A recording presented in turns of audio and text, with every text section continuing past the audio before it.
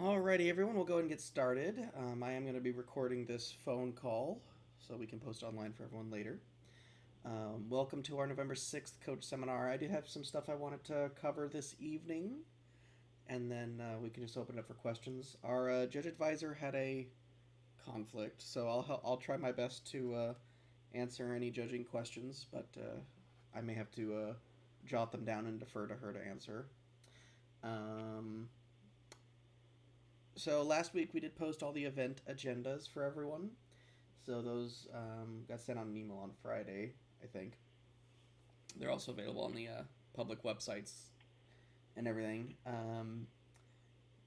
For all of our veteran teams, same old kind of schedules that we've had before. For our new teams, you definitely want to check them out because that goes over the expectations of where you'll be, the meetings, and the various activities going on an event day. For our Visalia folks, because it is such a large event in Visalia this year, it does follow more of a championship schedule, so it does actually start an hour earlier than the rest of the qualifiers. So, yeah, that's hopefully you guys have all found those.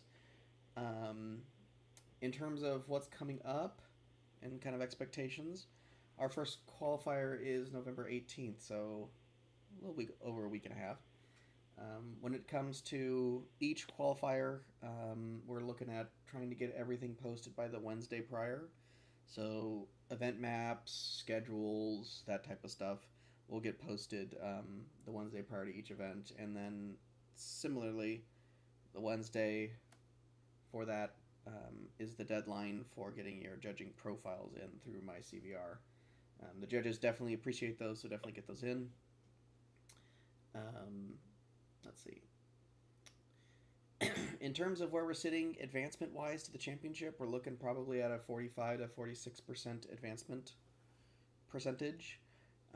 My CVR and our public websites will probably get updated next week to actually show what the final numbers will be.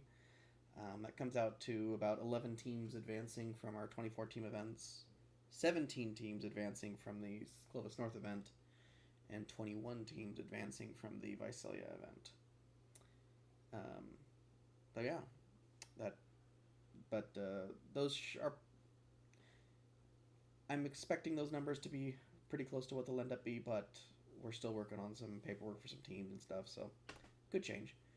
And then for our December 16th event, it's kind of exciting. There is going to also be a First Tech Challenge qualifier held the same day as our first Lego League qualifier.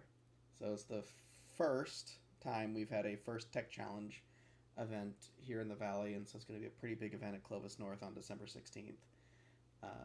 So if you do have a chance to come out and check it out, it'll be pretty cool because that's the program that sits between the high school's Big Robots and First Lego League in the progression of programs. More information coming soon on that. We'll get that posted to our website shortly. Still working on a lot of the details since it did get planned last minute. But yeah, that's all I had to cover from what I wanted to talk about. I will open it up for questions on anything. I don't know if we have Stephen or Phil on the line. I'll do my best to answer robot game questions, but I may need to defer as well. How many teams are officially registered at this point? There's 130, I want to say, off the top of my head. Okay. So there'll be 130, I think, across all 4 events. We had some teams that registered very late in the season for a variety of reasons, so the numbers went up as we went through October.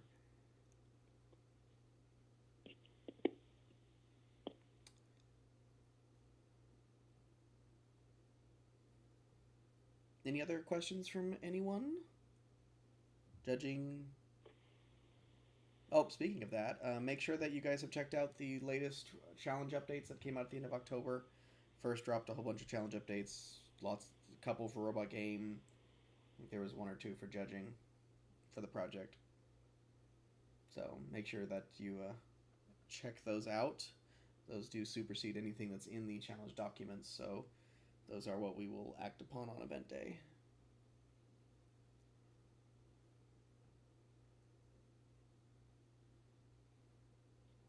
And Michael, you said the Wednesday before the qualifier that you're registered for is the deadline for uploading the team profile. Correct. Summary thing. Yes. Okay. We want those. Probably it's going to be Wednesday at 6 p.m. is going to be the cutoff. Okay, so the week of, not the week before. Just want to make sure I got it. Correct. So, for example, the November 18th event would be November 15th. Okay, that makes sense. Yeah.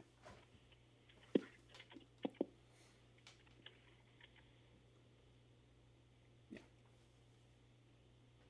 Anyone else on the call with any questions? Anything? No questions here except for what's for dinner. I grabbed a snack on the way home from work today. That was my dinner. Okay, Hey, well, Michael, thank you for your help. This is Ninda. Quick question about the slingshot. I think the kids are, and trust me, is not entirely sure how to get the bonus 15 points. I know it says that the water and the clear water and the dirty water has to come out and be in the target zone. The question is sometimes when that model lands in the target area, it faces down. So when you raise the slingshot up, the dirty water and the clean water falls off, and it's in the area. I just didn't know if that's counted for the bonus point. So, I'm not sure I totally understand your question. So, like, for instance, per what it says here, it says slingshot points described above with dirty water and rain completely in the target. I believe the target is the area on the ground, if I'm not mistaken. Yes, so the question is if the dirty water and the rainwater stays inside the slingshot because it fell like facing down where it can come out of, if that portion of the slingshot is facing the mat, so there's no way for the dirty water and the clean water to come out. In that case, does it still qualify for the additional? So the important text there is that's in versus on. The text says it's in, so it doesn't necessarily require you to have the dirty water and rain touching the mat. The two pictures there actually in the guide itself show the model with the rain out and in, with both saying that both are in scoring position. I just want to make sure they didn't change anything in one of the updates. I don't think they address So if the water stays in, then the team gets the point for the 20 points for the slingshot plus the 15-point bonus points. Let's see. Robot game updates. Pump. D0. This is M17. Yeah. I mean, from my perspective, and this is definitely something to bring up with the head referee on the day of the event, but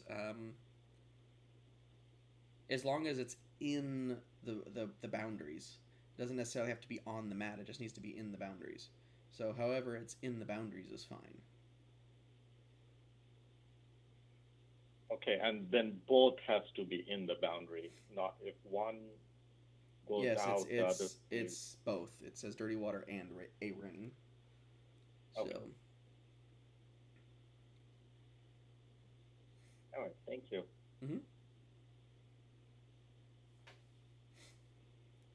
Any other questions from anyone?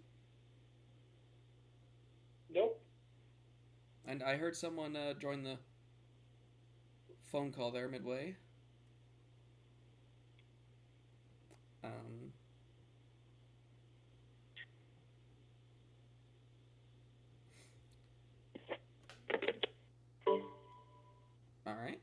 well, that's all I have. Just make sure. I hope you guys have a good rest of the season. We will see you at our events this year. We're looking forward to them. Hopefully, at this point, you guys have locked in your projects and your robot game and are just trying the trials to get through your robot game matches and practicing your skits for the project and so forth. So, if there's not any other questions, we'll go ahead and end it here. Thank you guys all for joining us tonight, and we're looking forward to seeing you at our events. Thanks, Michael. All right, take care.